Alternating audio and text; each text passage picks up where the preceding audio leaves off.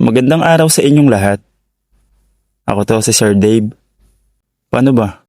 Kailangan ba formal o natural lang? Hindi, yun na nga guys. Salamat sa patuloy na pakikinig, lalong-lalo na ngayong taon. Dahil kasi simula ko pa lang pero grabe na yung pagtanggap nyo sa akin kahit sobrang bago ko pa lang. Yun, gusto ko lang kayong batiin ng Advance Happy New Year. Ito na siguro yung last na upload ngayong year. Tapos mga new uploads natin sa January ulit. Ano pa ba? Sana wag kayong magsawang makinig sa channel natin. Big shoutout sa inyong lahat, lalo na sa mga solid. Pati na rin sa mga bago nating katakip silim. Salamat sa inyong lahat. Ingat po tayo palagi at puto ka na. Advance Happy New Year po ulit. Simulan na natin.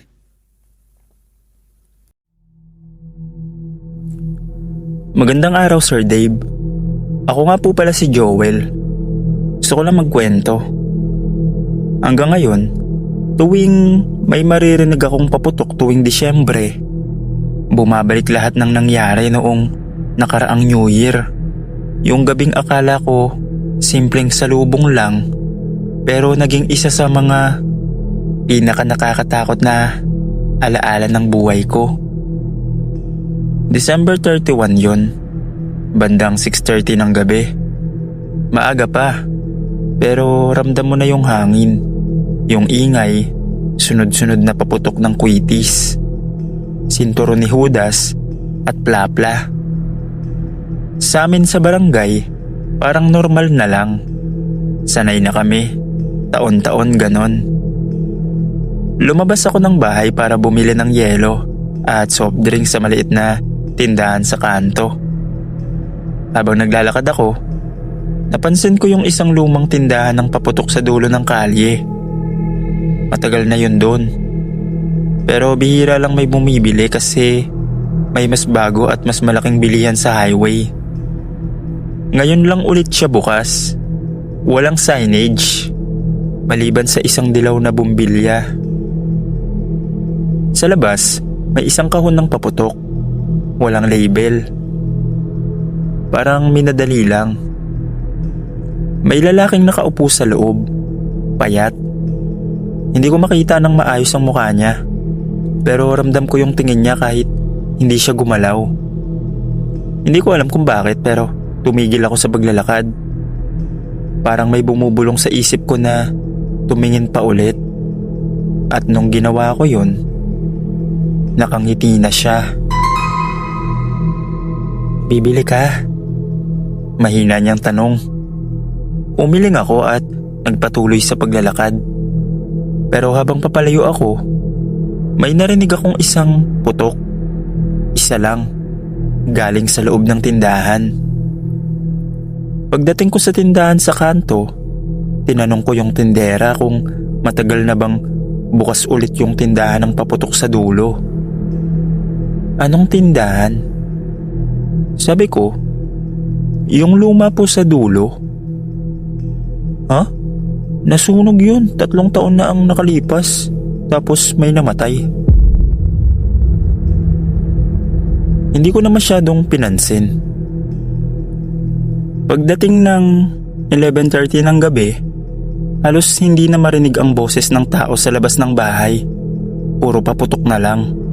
Sunod-sunod, malalakas. Yung tipong ramdam mo sa dibdib mo bawat putok. Nasa sala ko nun, kasama sina mama, papa, at bunso kong kapatid. Naghahanda na kami ng handa. Spaghetti, salad, at ilang prutas sa mesa. Normal sana ang lahat. Pero hindi mawala sa isip ko yung lumang tindahan ng paputok at yung lalaking nakangiti sa loob. Tuwing may malakas na putok sa labas, parang may isang putok na kasunod. Pero mas mahina, mas malapit, parang nanggagaling sa loob ng bahay. May nagpapaputok ba sa loob? Tanong ko. Walang sumagot. 12 a.m. Sabay-sabay ang sigawan sa labas. Bosina, tawanan, palakpakan. Pero sa gitna ng ingay, may narinig akong isang putok na iba ang tunog. Hindi siya parang paputok na sumasabog sa hangin. Napalingon ako sa ilalim ng mesa. May maliit na kahon doon. Hindi ko matandaan na may inilagay kaming ganon. Lumapit ako. Nanginginig ang kamay ko habang binubuksan ko. Sa loob, may 3 paputok. Walang label. Balot ng lumang papel. Eksaktong katulad nung nakita ko sa tindahan. Kanino to? Bulong ko. Wala kaming biniling paputok, sagot ni Mama. Bago pa kami makagalaw, isa ang biglang umusok. Hindi malakas ang sindi, parang hinihigop lang ng usok ang hangin. At kasabay nun, bumalik ang tunog ng putok. Sa usok, may nakita akong anino. Yung lalaki, nakatayo sa gitna ng sala. Salubong lang, bulong niya. Biglang sumabog yung paputok sa loob ng kahon. Pagmulat ko, nasa sahig na ako. Tapos amoy sunog. Tahimik na ang paligid. Wala na ang ingay sa labas. Parang biglang nawala lahat. Nasa tabi ko si Mama, umiiyak. Si Papa, hawak ang balikat ko. Akala namin kung ano na nangyari sa'yo, sabi ni Papa. May sugat ako sa kamay, parang napaso. Pero hindi siya normal na paso. Pogies finger marks. Parang may humawak. Kinabukasan, nalaman namin na 3 bahay sa barangay ang nasunog dahil sa paputok. Pare-pareho ang sinabi ng mga tao. May narinig silang putok bago mag 12:00. Bumalik ako sa dulo ng kalye, pero hindi ko na nakita yung tindahan. Hanggang dito na lang po, Sir Dave. Salamat po.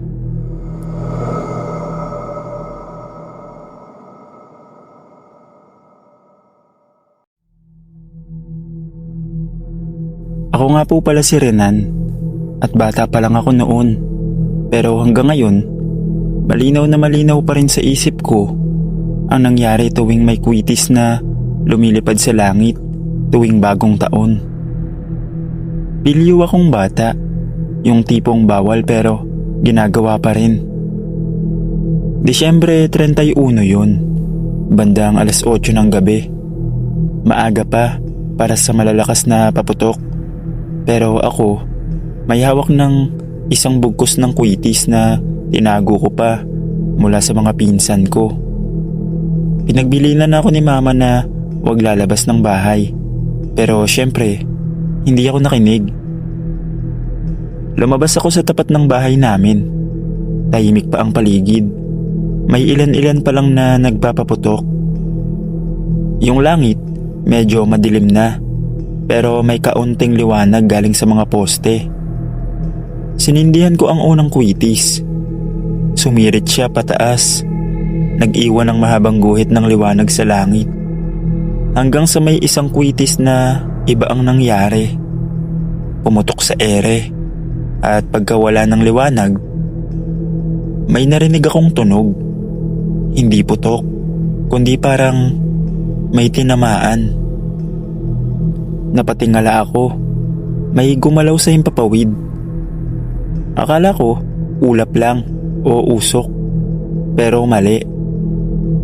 May hugis siyang kakaiba. Parang pakpak. Pero hindi balahibo. Parang balat. At gumalaw siya na parang nasaktan.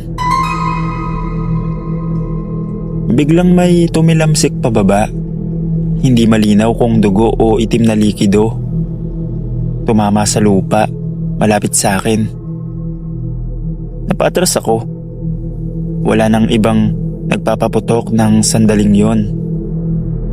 Parang ako na lang ang naiwan sa kalsada, kasama yung nasa itaas. May narinig akong ungol. mahina pero galit. Tapos dahan-dahang bumaba ang nilalang mula sa langit. Doon ko nakita ng mas malinaw. Kalahating tao. May pakpak na parang paniki at walang kalahating katawan sa ibaba. Manananggal. Nanigas ako sa kinatatayuan ko. Hindi ko alam kung sisigaw ako o tatakbo. Pero bago pa ako makapag-isip, tumingin siya sa akin. Nung tumitig sa akin ng manananggal, parang tumigil ang oras. Hindi siya sumigaw. Hindi siya lumipad agad. Parang sinusukat niya muna ako kung tatakbo ba ako o mananatiling nakatayo.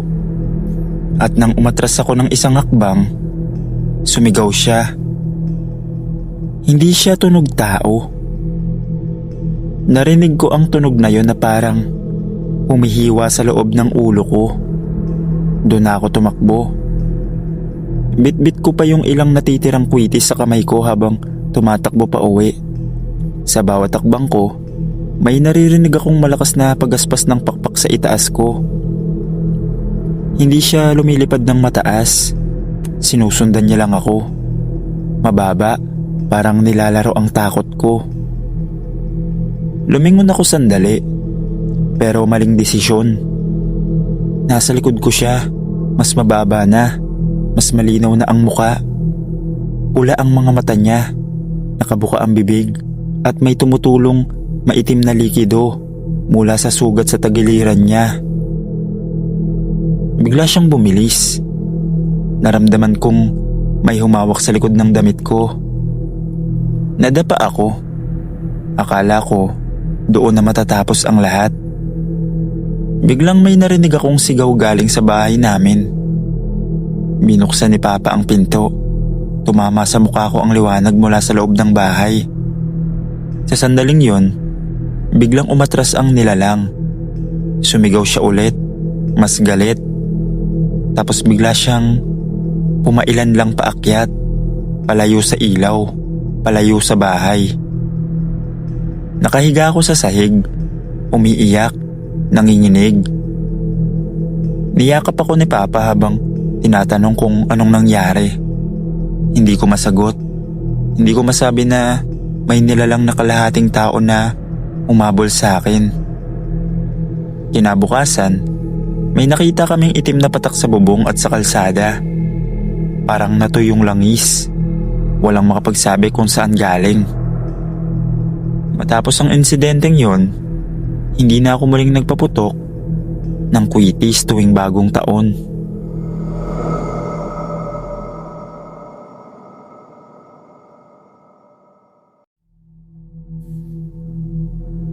Ako nga po pala si Rodel.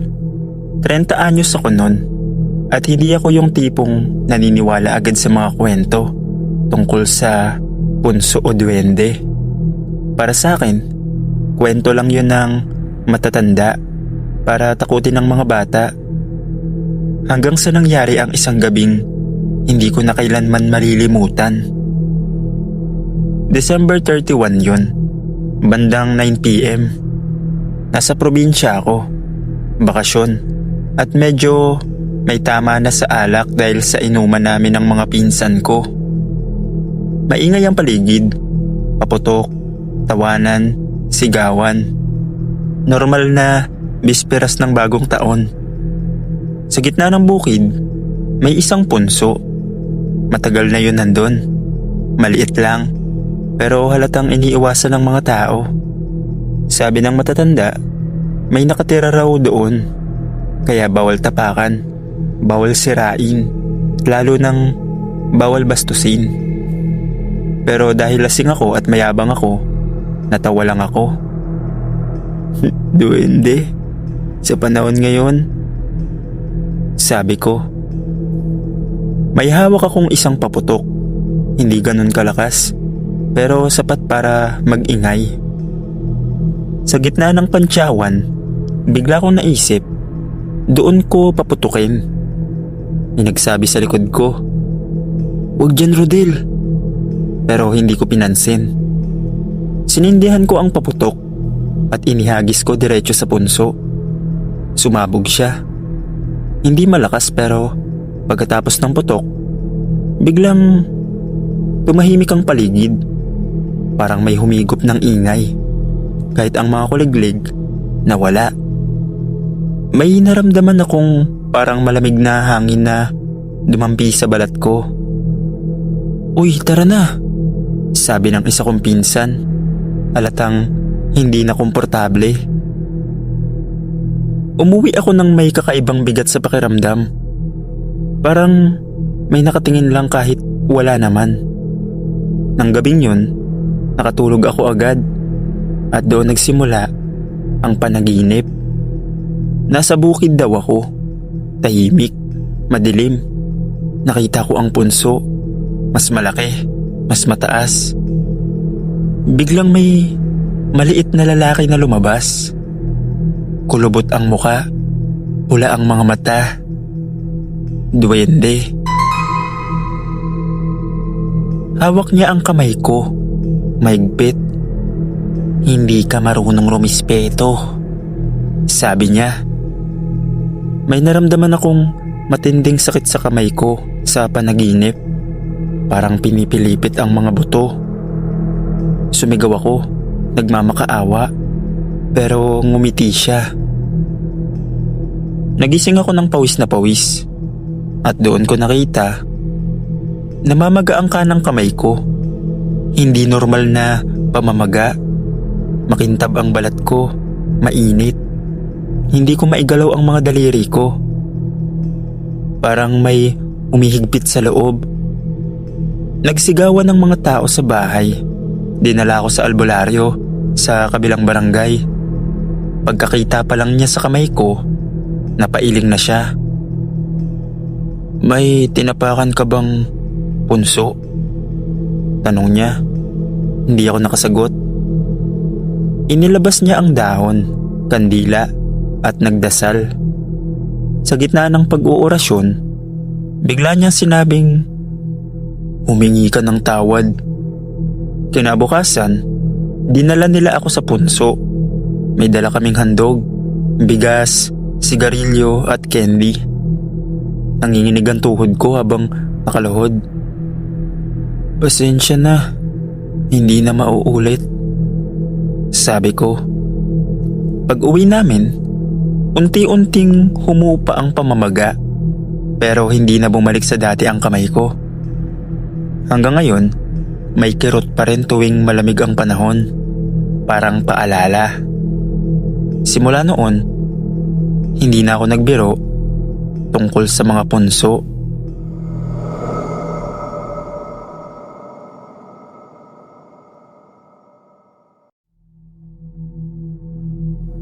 Ako nga po pala si Inigo. 9 na taong gulang lang ako noon nang umuwi kami sa probinsya. Sanay ako sa Maynila. Ilaw, ingay at maraming tao. Kaya pagdating namin sa baryo ni Mama, pakiramdam ko parang napakalawak ng mundo at napakatahimik. Sa unang gabi pa lang, sinabi na agad sa akin ni Lola, "Paggabi na, huwag ka nang lalayo, lalo na sa likod ng bahay."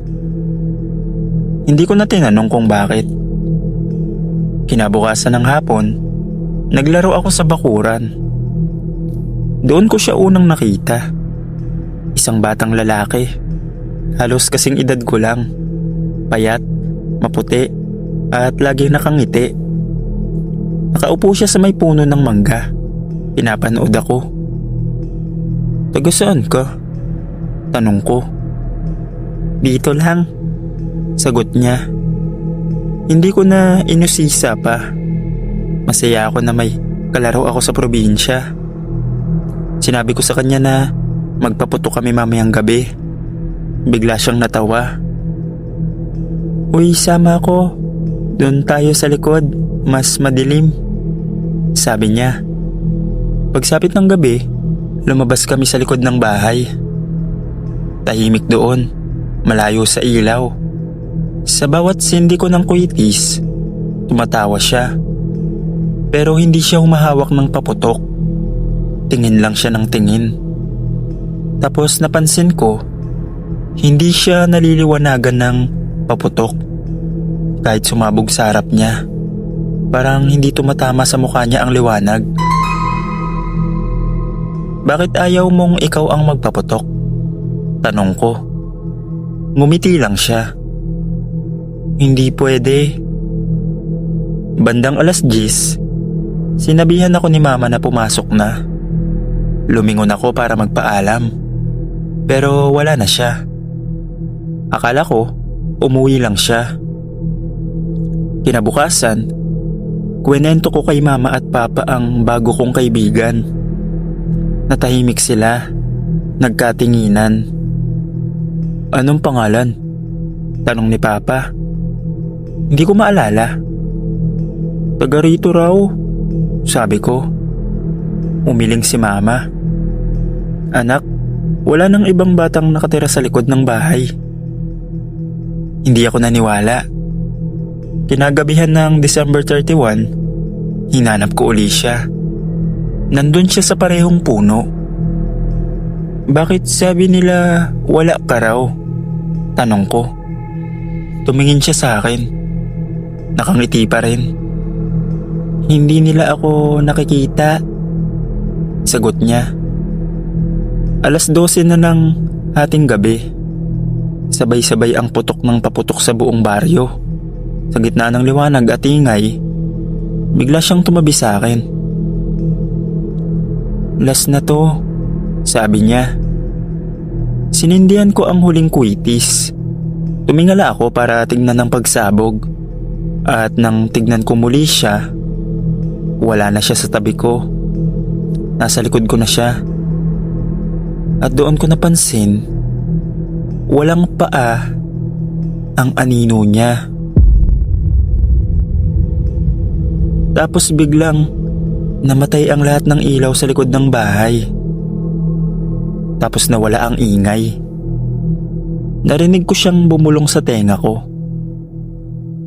Salamat at nakipaglaro ka sa akin. Napatakbo ko pabalik sa loob ng bahay.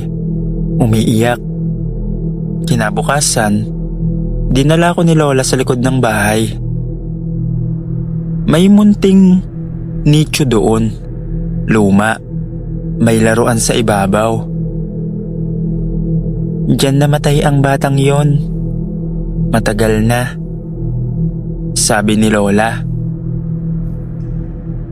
Matapos yon, hindi ko makalimutan ng naging kaibigan ko na yon. At lumaki akong bitbit ang alaalang yon.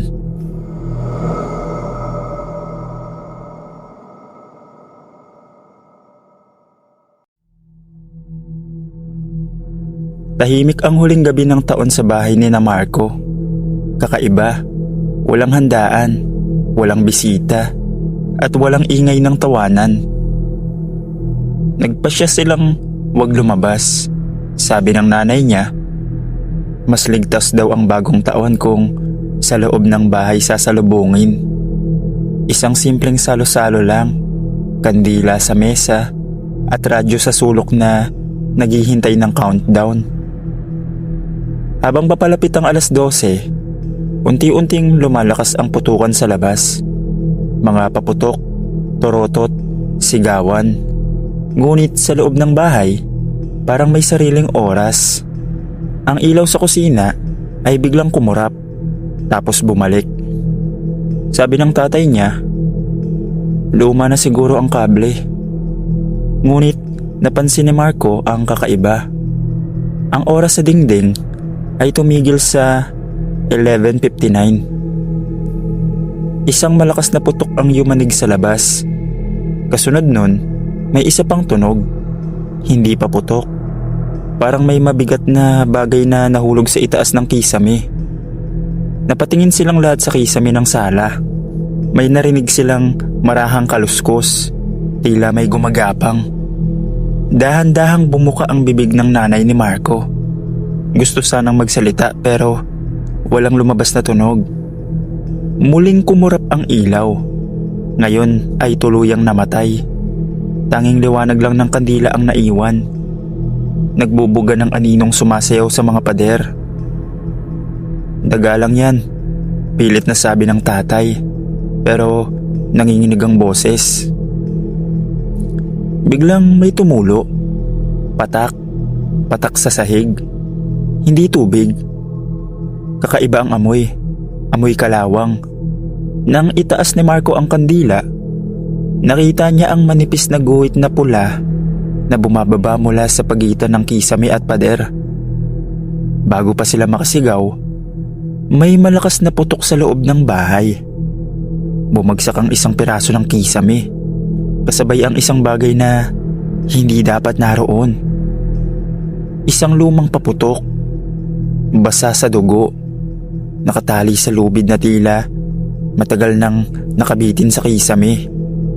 Sa likod nito, may bakas ng mga kamay, itim, parang sunog. At saka sila nakarinig ng boses. Mahina sa una, parang bulong na kasabay ng countdown ng kapitbahay sa labas. 10, 9, 8. Pero ang boses nasa loob ng bahay. Lumamig ang hangin, bumigat ang kandila sa kamay ni Marco. Mula sa dilim ng hagdan, may umusbong na anyo. Isang lalaking itim ang balat na parang uling. Ang muka ay punit-punit at sa dibdib niya ay may nakabaong paputok na hindi pa sumasabog. 7, 6. Kasabay ng bawat bilang, humahakbang siya pababa. Nang sumapit ang isa, sabay na sumabog ang hiyawan sa labas at ang ilaw sa loob. Ngunit hindi liwanag ang bumalik. Apoy. Isang malakas na pagsabog ang umalingaw-ngaw sa loob ng bahay, kasabay ng sigaw ng nilalang na tila sabay-sabay na umiiyak at tumatawa. Matapos yun, nagising si Marco sa ospital kinabukasan. Siya lang ang nakaligtas. Sunog ang buong bahay. Ayon sa investigasyon, may lumang paputok daw na naiwan sa kisame ng dating may-ari at biglang sumabog. Aksidente raw. Si Marco lang ang nakaligtas.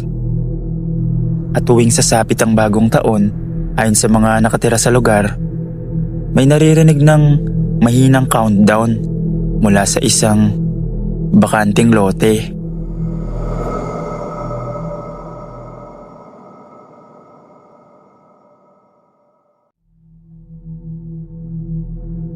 Ako si Carla, taga Laguna. Mahilig akong manood ng mga kakaibang palabas. Kaya nangyayain ako ng kaibigan kong si Joyce na manood ng The Amazing Show sa Manila Film Center noong 2005. Umayag agad ako. Sikat noon yung palabas na colorful costumes, comedy, sayawan at mga performance na parang tunay na artista. Pero kahit excited ako, may kaba akong nararamdaman nang una naming makita yung gusali. Paglapit pa lang namin, may kakaibang bigat na sa paligid. Sobrang laki ng film center pero madilim ang paligid. Nung ilaw sa labas, parang pilit na lang sumisindi. Tumayo ako sandali bago pumasok. May pakiramdam ako na parang may mga matang nakatingin mula sa itaas na bintana. "Uy, tara, baka mahuli tayo sa show," tawag ni Joyce. Nagkibit balikat ako at pumasok.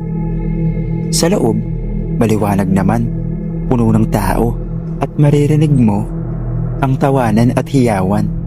Sa una, parang normal lang ang lahat. Nagsimula na ang show. Magaganda ang mga costume, nakakaaliw ang sayaw. Natawa kami, napapapalakpak at pansamantalang nakalimutan ko yung kaba ko. Pero sa kalagitnaan ng ikalawang act, may napansin akong kakaiba. Sa gilid ng stage, sa pinakandulo, parang may nakatayong lalaki. Hindi siya kasama sa mga performer. Marumi ang suot, parang pawisan at putik-putik ang katawan.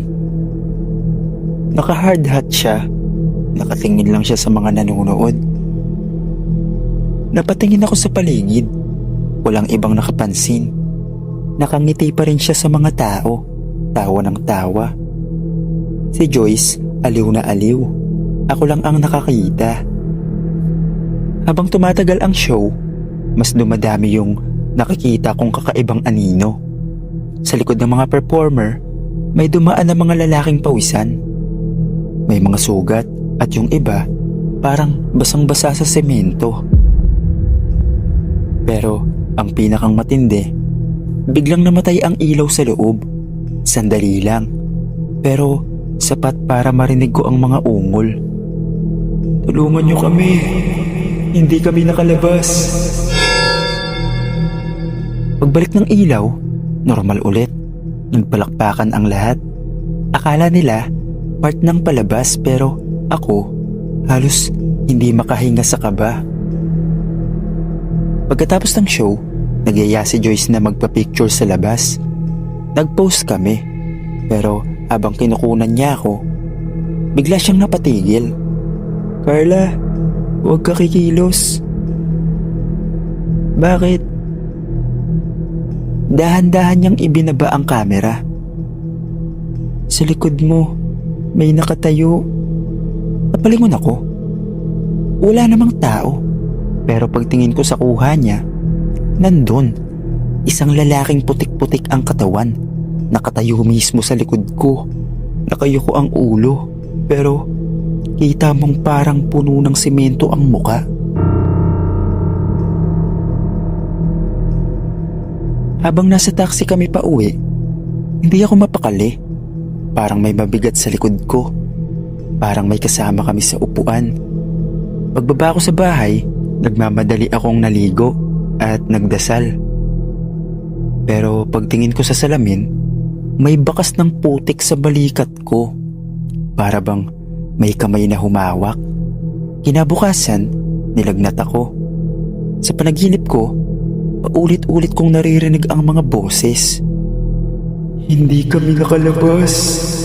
Samahan mo kami. Nagising akong pawisan. Nanginginig.